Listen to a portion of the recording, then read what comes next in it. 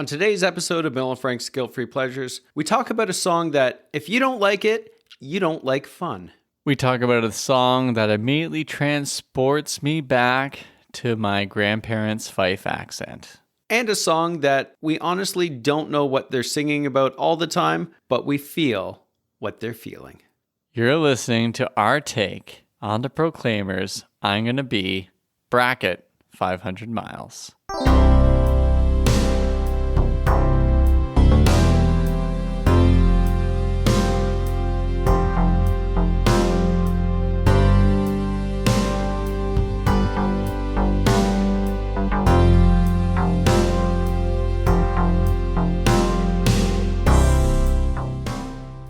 Bill, I remember distinctly in university when I had a bit of a snobbish attitude towards music, and I was chastising friends for writing and playing happy, fun, mean-nothing songs. And my comment to them, and I say this with embarrassment written all over my face, was, you have a talent, you know how to write music and play music, you should be doing something important with it.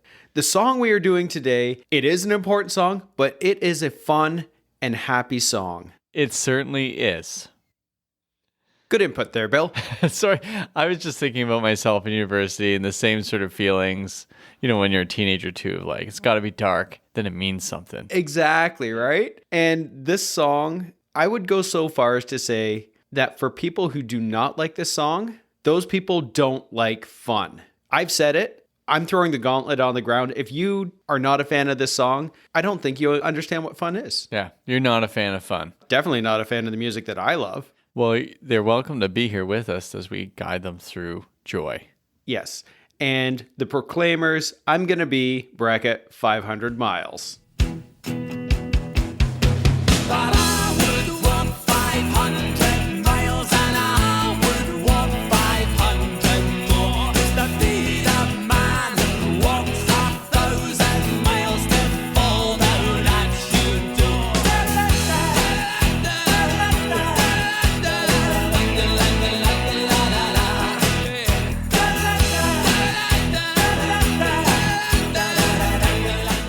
It's a pretty fitting name for a band, Proclaimers, because I do feel, as we just previously said, they are proclaiming a sort of good news of, the word I'm thinking is joy. Yeah, and this is a really, really joyous song. Yeah. Have you gone through their back catalog at all, the earlier album or this album in particular, Sunshine on Leith? Well, funny you should say that. I have the album Sunshine on Leith. Oh, okay. I remember distinctly when I bought it. I bought the CD the same day that I bought Toad the Wet Sprocket's Fear and Peter Cetera's World Falling Down. Yes, that's right. So obviously I'm familiar with this album, that there's some really great songs on it, Cap in Hand. Oh yeah, I'm on my way. Sunshine on Leith is incredible. That's a great song. Yep. Yeah. The whole thing is great. I can't say enough about the album, but I'm going to try to say enough in that it is pretty perfect to me in terms of albums I've heard from start to finish.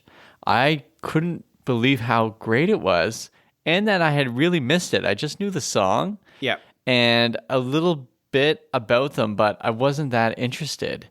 As I'm listening now, I'm thinking to myself, why did I not dive into this? It was literally right in front of me because I saw them when they came on tour. That's right. Yeah, you saw them at Edgefest in Toronto, right? I did, and that was where Toad the Wet Sprocket was playing, and the Lemonheads. Yeah, wasn't Sloan there as well? No, they came the next year. So this had there's a whole bunch of Canadian bands that were there, like 13 Engines, The Watchmen. All right, yeah. Wild Strawberries. Yeah, okay, yeah. Treble Charger. Some of these bands we heard play like every weekend too. Yeah, that's true. Downtown St. Catharines. But when the Proclaimers came on, all of my friends went and played hacky sack, and I sat there by myself watching the Proclaimers.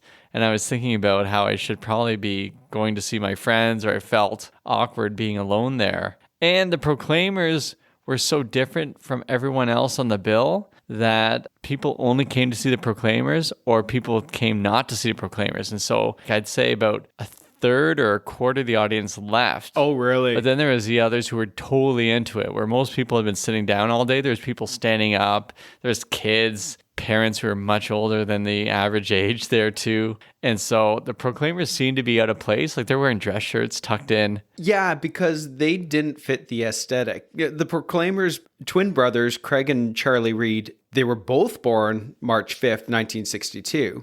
Fascinating. I know, You know right? that in interviews they've had a number of times, people have asked them, so how long have you guys been together for? And they say our whole lives? Yeah. Or- yeah. But, like people don't know. Like, so how did you meet each other? Was one of the questions they've been asked before too. And so they'd say like, one is like, could you even look at our names and even just look at our faces? I think you can figure that out. Yeah. They seem like they'd be good guys, though. Or good blokes, if I can use the term. I think you can, and I think you're right. And I misjudged them totally. I mean, in my defense, I was maybe 16 years old, and I assumed I knew what indie rock meant. Yeah. But these guys are truly more punk than any of those other people who were there at the show were either. And these guys are totally fascinating in terms of their, and I have written down here, I guess I just said a whole bunch of it, but I did have politics, that they're politically fascinating Yes. too. There's so much about them that I missed out on. But you know what I'm glad about? I'm still alive and I can listen to all these albums and they're remastered. Yeah, exactly, right? According to Wikipedia, they started as a band in 83. Craig had gotten a beaten up drum kit and Charlie had a guitar. And they played in punk rock bands. And they played in one named Black Flag, but I don't think it's the Black Flag that we know of. No. Hippie Hasslers and Reasons for Emotion. So they had this punk origin story. And they were into the Sex Pistols and the Clash and bands like that and the Kinks and loved the stuff coming out of the 60s, like the garage band stuff out of the 60s. Yeah. And that's where they came from. But it doesn't exactly jive with what they have released because it's all been kind of acoustic folk rock more so than anything else, Right. I think you would call it. And I think there's a Scottish folk tradition that they tap into that I don't know too well, Yeah. but they're into that too. So I imagine their parents probably passed that on to them from what I could gather in the interviews I've listened to. They also think of all people, they listed all these people who are punk or who are bad, like Michael Jackson bad, and they said the baddest of them all is Jerry Lee Lewis. Oh, really? Yeah, and it was fascinating. They had this argument about how Jerry Lee Lewis is the guy who's like closer to Satan. Oh, really? But they Is it said because he married his cousin? it might have been. He said he knows he's a bad guy. Whereas all the others, like Mick Jagger, wants to be loved, and they Yeah. went through all these other people. But they talked about how, I think it was Charlie who was talking about this. He said that Jerry Lee Lewis kind of loathes himself too, and you can hear it in his performance. But it was okay. I've never thought of it this way. So their own sort of opinions on popular music are pretty well thought out, Yeah. and unique. Oh, that's cool. Yeah. And you can hear it in the way that they sing, particularly in this song. They have that sort of folk rock aesthetic, but they sing with so much energy. So I think that's where the punk sort of comes through with them on this song and their recordings. Yeah. Because we'll talk all about it when we go through the song. But yeah, you can hear it is high energy. One thing that separated them from all the music we were listening to was their accents were so pronounced and thick. We just listened to the song again, and I think there was at least 2 or 3 misheard lyrics. It's like, I've never understood what he was saying there. Yeah. And I watched a performance on David Letterman where Letterman brought them to the couch, which is a big deal. Yeah. And you said this was in 89 before Yeah. the song came out again and became popular. That's right. So, I mean, Letterman's got a good track record of bringing great performers on, and he liked them, but then he couldn't understand what they were saying when he talked to them. But I could understand everything they were saying. And the reason is my grandmother comes from Fife. Okay. And that's where they come from as well. What's the town? Well, it says here that they grew up in Edinburgh, Cornwall, and oh my goodness. Aber. Don't mess it up. Right? Auchtermuchty? Right. It doesn't sound like that at all, but you did. So they just tried to explain that to Letterman, and he was asking him what it meant, and it had to do with something about boars, but he couldn't understand what they were saying, so they had to say, the pigs. And he goes, are they there? No, they're not. They were 300 years ago, and they're trying to explain to him what it meant, the name of the place. So I just pressed listen on the Wikipedia page, and it's pronounced Auchtermuchty. That's right. I'm pretty sure that is how they said it. And so my grandmother and grandfather were both from this small town in Fife. Yeah. I believe it was near Kinross in Fife. If that means anything to people Sure. listening, sure. And I even visited there, visited my like grandmother's childhood home and stuff. And so I know those accents. So when I hear them speak, it feels very familiar because I grew up with this. Yeah. And so when I visited Edinburgh in 97, I met and you've met them before, Martin and Moira are Yeah. good friends of the podcast. And Moira's accent was that Fife accent. And I knew it so well. And she went to high school with the Proclaimers. Oh, did she? Yeah. Oh, wow. That's Yeah. crazy. Yeah. So there's my connections to the Proclaimers. And Martin had made me a tape when I was like, maybe 15 or 16 when my mother was visiting of Proclaimers songs. Oh, okay, cool. Yeah. So I went looking for it today in boxes downstairs. And I found every other tape I've had except for that one. But I will find it. And if I do, I will post it on Instagram. That's awesome. Yeah. That's fantastic. So that's how I'm familiar with the Proclaimers. And when I hear them speak, I think about both my grandmother, Moira, and Martin,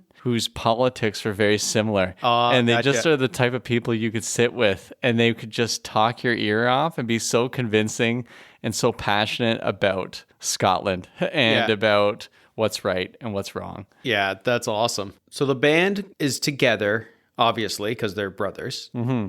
And they released their first album in 87 called This Is the Story. They have a pretty cool story when it comes to starting the band in earnest and recording.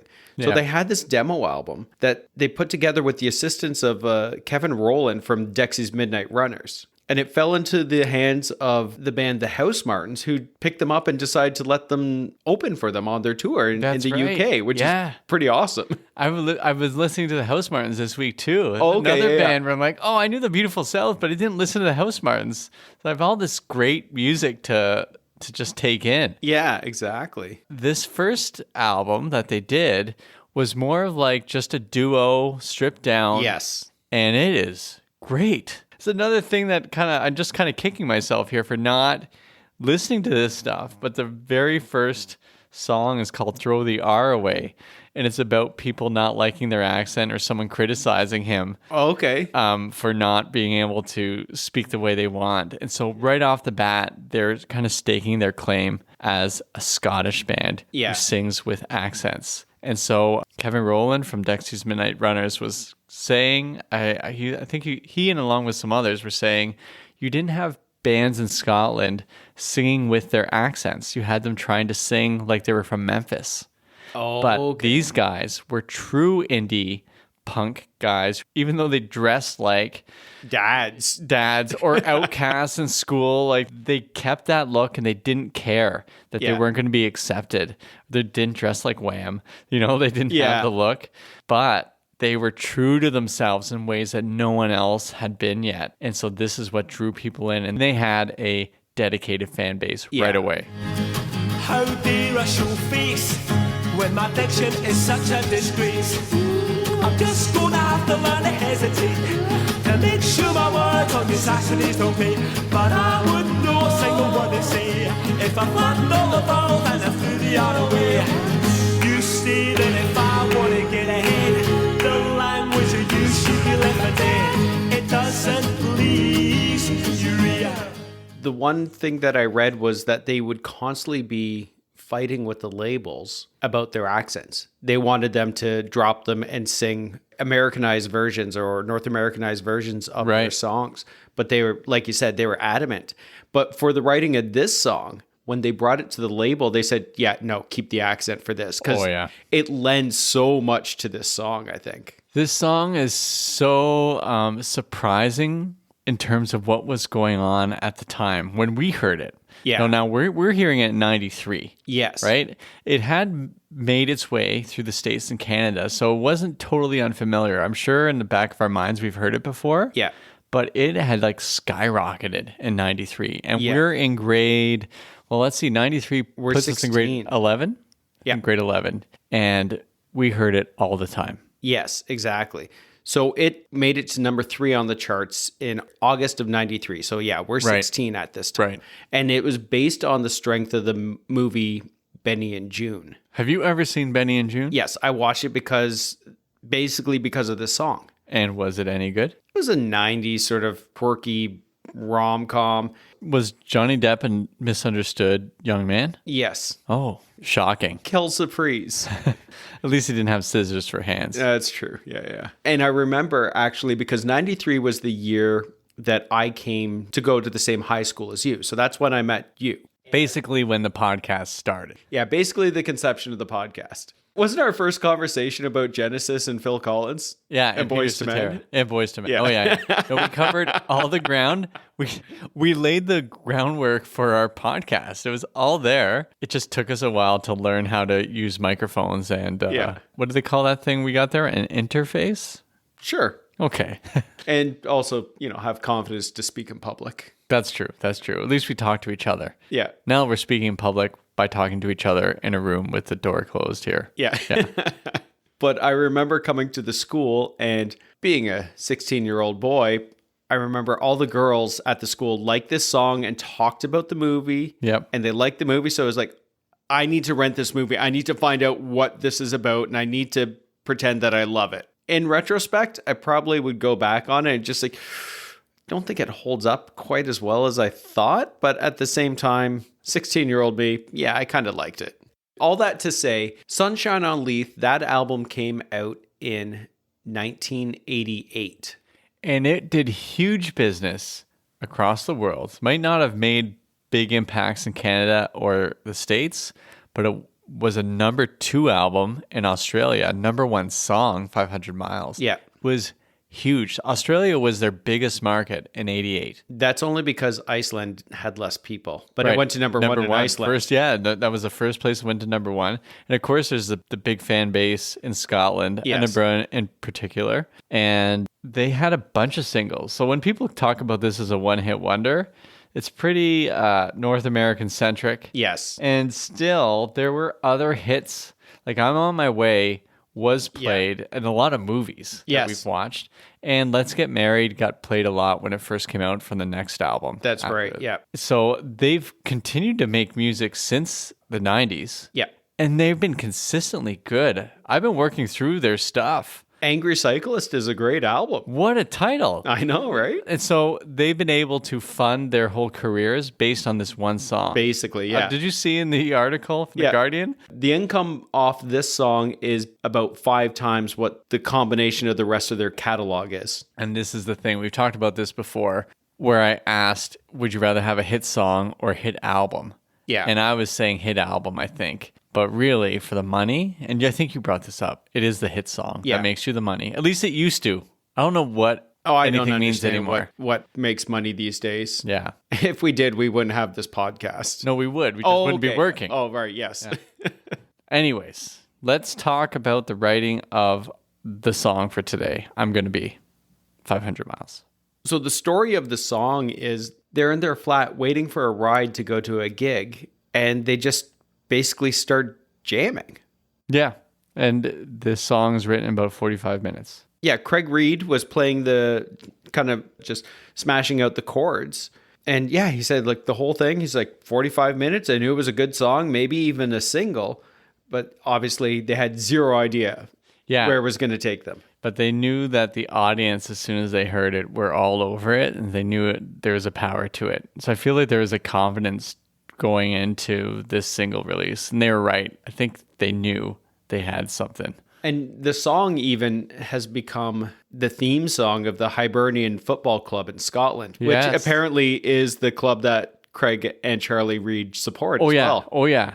And they just won the Scottish Cup. Well, not just, like 8 years ago they won the Yeah. Scottish Cup. It was just really. Well, Think I was about it. doing some research because I always figure, okay, well, when did they win the Scottish Cup? And then I kept reading on the up on the poor club, and they just lost.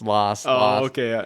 But they won in 2016, which was the first time in like 115 or 16 years. Oh, jeez. Oh, wow. So to be dedicated to this club is also something special. They also beat the Rangers, Oh, okay. which is a really big Which deal. is a big deal. Yeah. For I know my extended family in Scotland who love to hate the Rangers. I remember talking to these people in Scotland. It was at a pub somewhere, and there's Hearts fans and Hibs fans. Those are like the two things. And the people I was around were all Hearts of Midlothian fans. It was a big deal. And then they won the Scottish Cup when I was there. I was told to stay inside and not to go out.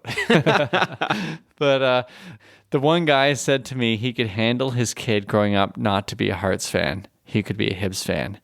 But it would not work if he was a Rangers fan. It's like, wow.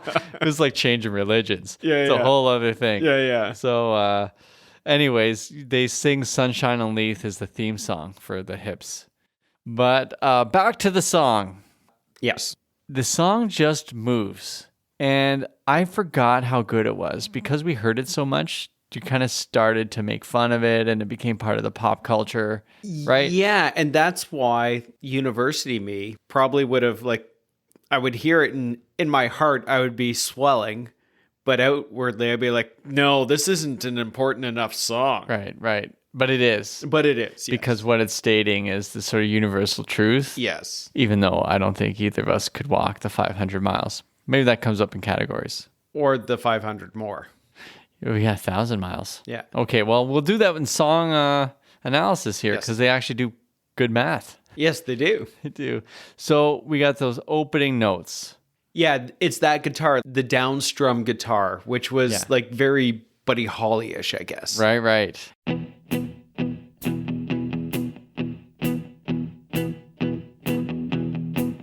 It just leads right to, I mean, how long does it take before they get to the lyrics there? Let me just check here. It's just a couple of bars, isn't it? Right. And then it jumps into these the lyrics. Okay, should we just go there, Frank? I think so, yes. Okay. When I wake up, well, I know I'm going to be the man who wakes up next to you. When I go out, yeah, I know I'm going to be the man who goes along with you. If I get drunk, well, I know I'm going to be the man who gets drunk next to you.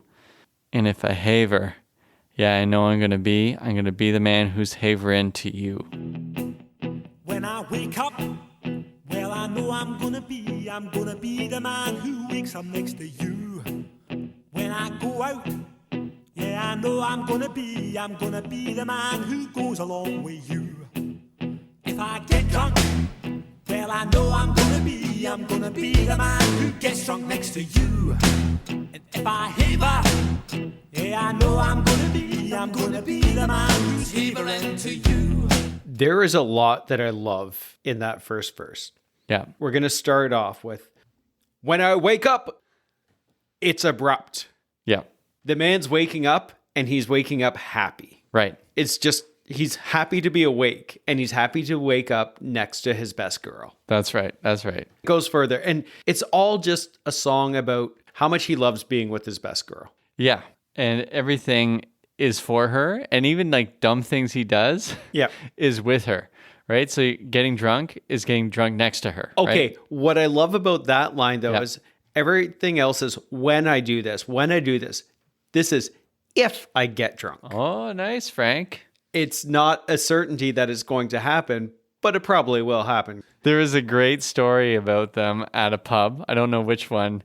It wasn't a pub. It was like a hotel. Okay. The one got messy drunk one night. And then the next night, I think he got kicked out. It was either Craig or Charlie got kicked out. And What do you mean it was either Craig or Charlie? well, because I don't want to say I don't know the difference between them. Well, you can't really tell. They wear the same Right, glasses they're and have the identical same twins, haircut. right?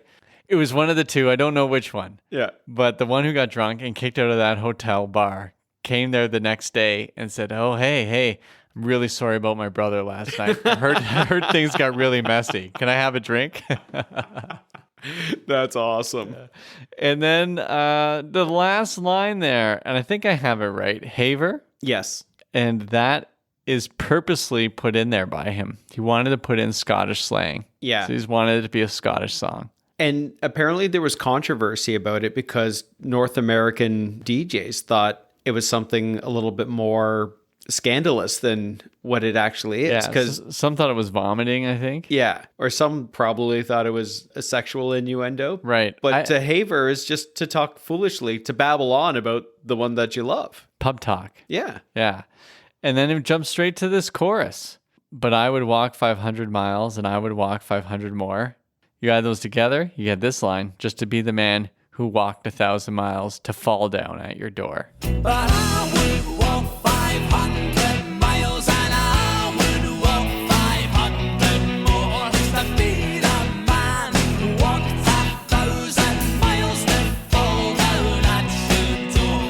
What I like about that, and I'm picking this up off the genius.com site, is it doesn't matter how far away his best girl is away from him, whether it's 500 miles or 500 more, or probably even 500 more miles after that, he's going to go out and get her. I love that Genius has some of these comments where it's like, okay, thanks, Genius. Yeah, exactly, right? And then to fall down at your door, whatever the distance is, he's going to end up whatever the finish line is. And it's funny because he's falling down. Like, Yes. he's Oh, yeah. not able to go anymore. He's done. Yeah, it's exhaustion because he's, walked 1,000 miles to end up at her door. The chorus just hits so, like, not abruptly, but it just goes way up to me, right? Yeah. Like, in terms of the sort of levels of excitement. Yeah, If exactly. I remember right? it correctly, yeah. Yeah, because he's talking about, I'm going to wake up next to you. If I get drunk, I'm going to get drunk next to you. If I go out, I'm going out with you. But then it's that big declaration, right? Like and this the is, band comes in. Yeah. Okay, verse 2, Frank. Here we go. When I'm working, yes, I know I'm going to be the man who's working hard for you. And when the money comes in for the work I do, I'll pass almost every penny on to you. When I come home, oh, I know I'm going to be the man who comes back home to you. And if I grow old, well, I know I'm going to be the man who's growing old with you. When I'm working, yes, I know I'm gonna be the man who's working hard for you. And when the money comes in for the work I do, I'll pass almost every penny on to you. When I come home, oh, I know I'm gonna be the man who comes back home to you. And if I broke, well, I know I'm gonna be the man who's growing older you. Couple things there. there are a couple of things. I like his pragmatism. Yes. To me, it feels very Scottish. And I say this as someone who's descended from Scots. I would be on my mother's side. Both her parents came from Fife. So the idea that when the money comes in, I'll give almost every penny. Yeah. I can't give you every I one. can't, no, he's got to live himself too, right? And Frank, this is in the Genius annotations. These lyrics make sense because realistically, you couldn't pass on everything to your partner, but the singer promises to give their partner as much as they can. Yeah. Thanks, Genius.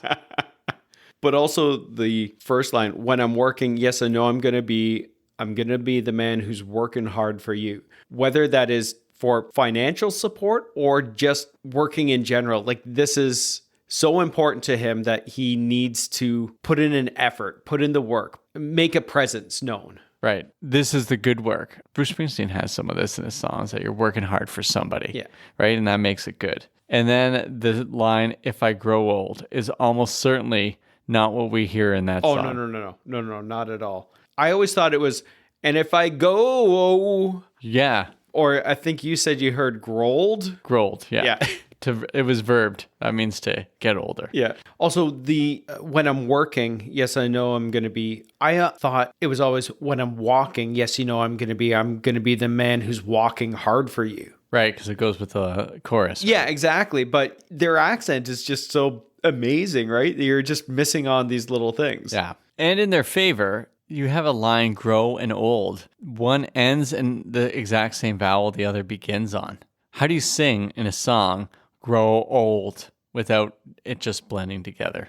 Yes, exactly. Right. And I think there are needs for the rhythm of the song, that passing almost every penny on to you needs to be in there to get all the words in. Yeah, Maybe yeah. grow old needs to be grow old just for the sake of previous lines. Yeah. And then we get to that chorus again, and it keeps going, but then the post-chorus is the big Yes. deal, right? Absolutely. It's the da-da-das. Da-da-da, Da-da-da. da-da-da. Da-dum, da-dum, da-dum, da-da-da.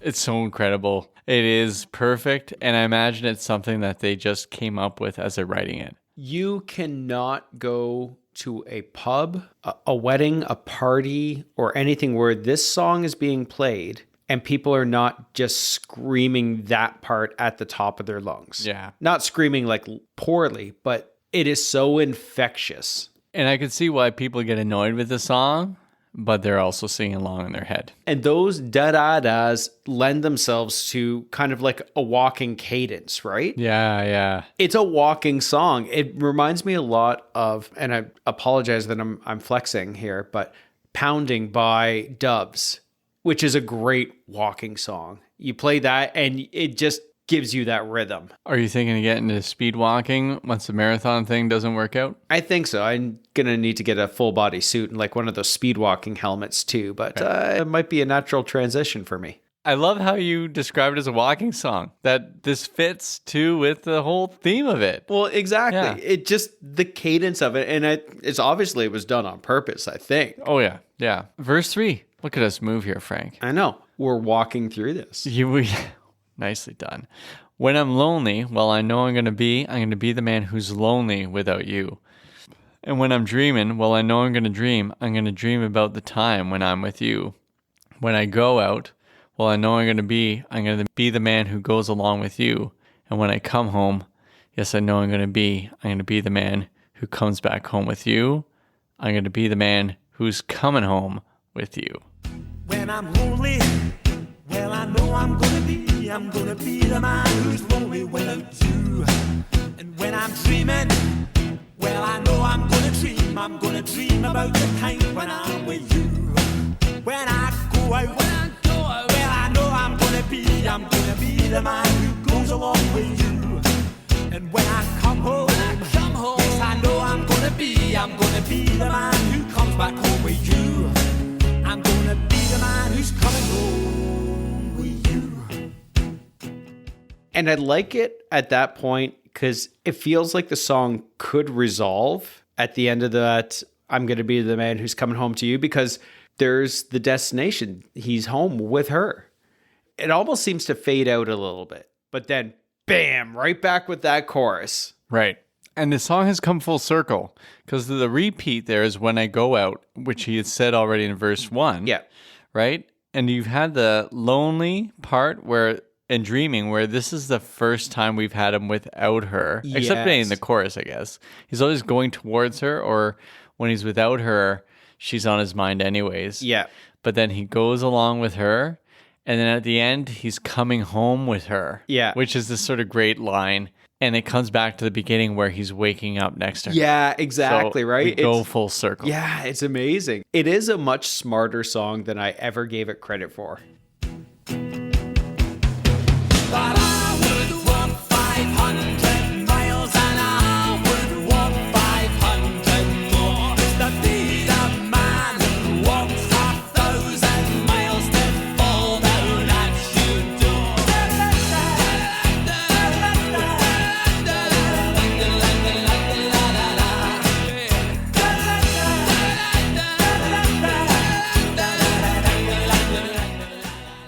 And when you listen to all their other songs, they are intelligent, witty, thoughtful songwriters. Yeah. And so this song is no exception. This is not a dumb song by any stretch. We jump back into that chorus, and then you get that post-chorus again. Right, right. And then the da-da-das and dum-da-dum-da-dum da-da-da-da. But then right back into the chorus. And if you listen to that last chorus, and I'll never know which one is which, but one of them is singing the chorus, and you can hear in the background, it's almost an exhausted sound, almost the other brother gasping, singing these things out. Yeah. And it finishes with those sort of gasping sounds in that chorus. It finishes with this sort of feeling of complete exhaustion. Like these guys have gone on this 1,000-mile trek Yeah. and just falling down at her door. Yeah, and it ends with that, right? Fall down at your door. But listen to that last chorus. The way that it is sung is amazing. Yeah. I just love it so much. I have written down here, I'd love to just have the backing track of Charlie singing. So Charlie's the one on guitar, right? Yeah, okay. And so he's the backing vocal. Oh, And Craig does the tambourine, and he and- does the lead singing. Oh, okay, yeah. So I guess one of us does know which twin is doing what. Right, right. And so I'm not sure who does more songwriting. I'm guessing it's Craig, but I don't want to. I think it's probably more balanced than I realize. Yeah. But either way, those backing vocals matter so much because you have to work around the vocal, right? Yes. He's doing such good work to support. And there's a whole thing about twins that they have the same voice, right? Isn't there a whole thing about if you're identical twin, you'll have the identical voice too, right? I have no idea. There's studies out there. Either way, On the internet? someone told it to me, and Was that person the internet? it might have been Mr. Internet. Okay. But with twin brothers singing, there's something going on there. They're going to know each other more than other people. Also, in the back of my head right now, I'm thinking about what if they got into a fight and they broke up, right? And then what would that look like if they each had their own solo band where you'd go see each one of them and they would look they'd look identical, right? Yeah, one would call themselves the real Proclaimers. The other one would call themselves the authentic Proclaimers. Yeah, that's right. It seems like they get along really well. Yeah, I would think so. Yeah, there's none of the Gallagher brother garbage Yeah. that we had to endure in the 90s. Yeah. So, song is amazing. And obviously, it was big in 88, but again, massive in 93. Yeah.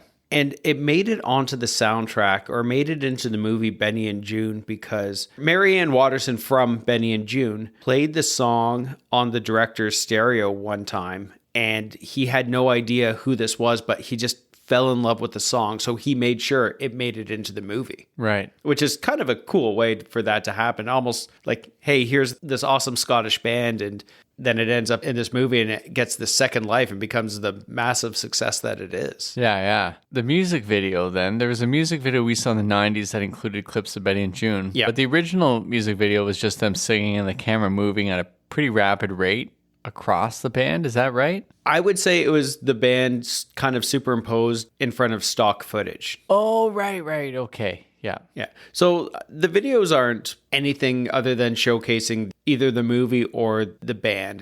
There's not a whole lot to it, but it's still, it serves its purpose. And you get to see what these guys look like, right? I think that's the important thing. And it got played on Much Music. I remember seeing it all the time. Yeah. Oh, yeah. Especially in 93 because of Benny and June again. Yeah. Okay. You want to do some categories here, Frank? Do you have any categories you want to talk Karaoke. I think it should never be done at karaoke. Really? I just think it would just drive me crazy. I'd want to throw something at the people on stage. I think it gets done at karaoke a lot. And Really? that's just because of the da-da-da part. Like Okay. you get Everyone the has to crowd sing support. along, Yeah, yeah. exactly. I feel their accents are so thick that the only person I could think of who could pull off the accent and actually did was Mike Myers. Oh, yes. Okay. I think like if you sing it without the accent, it doesn't work. So maybe if you're in Scotland, someone might sing it, but they might already be mad they're not singing a different Proclaimer song. Yeah, exactly. What part of the song brings you joy? Well, it's probably the da-da-da. Yeah, But I think so. Yeah, I think that's it. I mean, I really like it. I really like the song. I Yeah. really like hearing the opening guitar riff. Yeah. Like it just feels so much better than I remembered it. Yeah. And every time I listened to it, I didn't get bored this week. I wanted to hear it again and again. Yeah, exactly, right? It's way better than I remembered. But the da-da-da.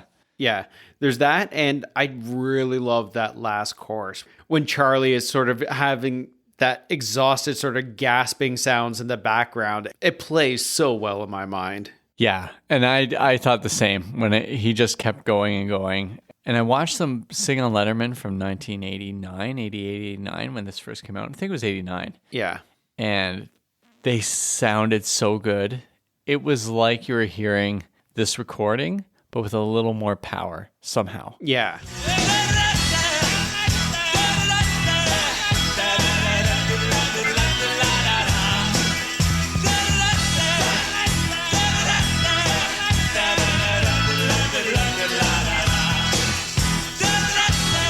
Did you bring mixtape to proceedings, Frank? Yes. Of course you did. I asked you this each time. Yeah. All right. The answer is always yes. And I did too. All right. What's your theme? I want you to go first. My theme is strong accents. And I Ooh. decided to pick generally Commonwealth countries, but then I realized I didn't really know as many Commonwealth countries as I remembered, so I just picked Canada, maybe England, and Australia. Gotcha. Okay. So I'm going to open with a strong accent. Number 1, Stompin' Tom Connor's Hockey Song. Yes. Nice. And then I'm going to go to Herman's Hermits. Mrs. Brown, You've Got a Lovely Daughter. Okay. Which is definitely a strong accent in that one. Then I'm going with Midnight Oil. I want to go with my country right or wrong. I don't remember if his accent was strong in that. But it was in Beds Are Burning. Yeah, I was going to say Beds Are Burning. I'm going to pick one of those two. I'm going to re-listen to them. Gotcha. And then I'm going to slow it right down and ruin the mixtape, but it's going to come back to Canada with Stan Rogers, Northwest Passage. Yes. And that has such a beautiful Hamilton, Nova Scotian accent. Yeah, that's fantastic. I went a little bit of a different direction. Yep. I went happy songs about love. Must have been a tough one to find. It was really tough. Okay. But like happy poppy songs, not just like love songs, but just fun sounding songs. So a little on the nose, we start with Happy by Pharrell Williams. Yep. Shut Up and Dance, Walk the Moon. Love that song. Happy Together, The Turtles. Yeah. good. Again, on the nose. Yep. I Believe in a Thing Called Love by The Darkness. Love that song. And then we finish it all off with Never Gonna Give You Up by Rick Astley. Oh, yeah. Bring us home. Land that plane. Yeah. Perfect. So we mentioned that the song basically had two lives in 88 and 93. In 93 is when it peaked on the Billboard Hot 100 charts. So the top 5 when it peaked in August of 93 was number 1, UB40's Can't Help Falling in Love with You. Oh, I do not like that song. No, I know. Whoop, There It Is by Tag Team. I do not like that song. I'm Gonna Be 500 Miles by The Proclaimers. Love that song. Slam by Onyx. I do not know that song. If I think it's the song that I think it is, it's like, just slam. Dun, dun, dun, dun, dun, dun. Oh, I don't like that song. And the top 5 ends with Lately by Jodeci. Again, another song I'm not 100% sure on. Wow. We were more in our indie rock stage at that point. Totally. And Proclaimers should have been number 1. I gotta correct myself. I like Can't Help Falling in Love when Elvis Presley is singing, Oh, yes. or even Corey Hart. Yes. Not UB40. No, exactly. Oh, that's such a bummer. Well, either way, Proclaimers is doing just fine. Exactly, right? And I would walk 500 miles, and I would walk 500 more, just to be the man who walked 1,000 miles and fall down that door. Well, dear listener, we want to thank you for joining Bill and I as we haver through I'm Gonna Be 500 Miles by The Proclaimers. And just know, dear listener, and if you've listened to our episodes, you know where this is going, that we would maybe not walk 500 miles. That's not humanly possible. But we would post a podcast that would travel 500 miles and even 500 miles more just to be the podcast that travels 1,000 miles to get into those earbuds and into your home. You've been listening to Bill and Frank's Guilt-Free Pleasures.